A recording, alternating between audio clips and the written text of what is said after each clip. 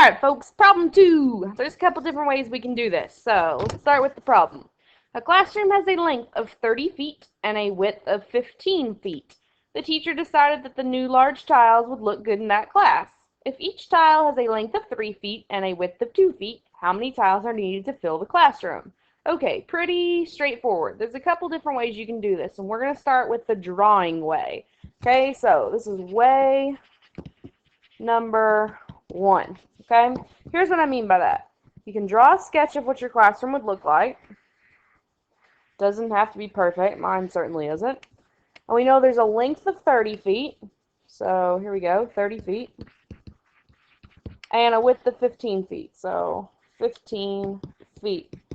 And then my tiles are 3 feet by 2 feet. So let's see. Let's use blue for our tiles. If I'm going to do a 3 foot by 2 foot, well, 15 is not divisible by 2, so we want to make sure that we're doing our 3s this way, and our 2s this way. So each tile is 2 by 3. So if I'm putting in my tiles here, how many times can you count by 2s till you get to 30? Or in other words, 30 divided by 2 is... you'd get 15 tiles across. And how many times can you count by 3s to get to 15? Or 15 divided by 3 is 5. So 5 tiles wide. 5 tiles by 15 tiles. You just multiply those together, and you would get 75 tiles in the classroom. Now, the second way of doing it, way number 2, is much more algebraic. Okay, and here's what I mean by that.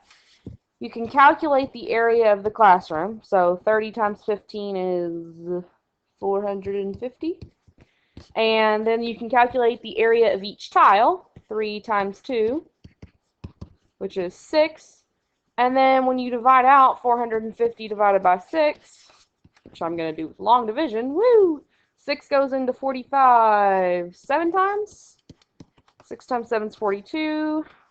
Subtract, you get 30. 6 goes into 35 times, which gives you a remainder of 0. So again, you get 75 tiles. So either way you want to do it, with algebra or by drawing the picture, either way will work.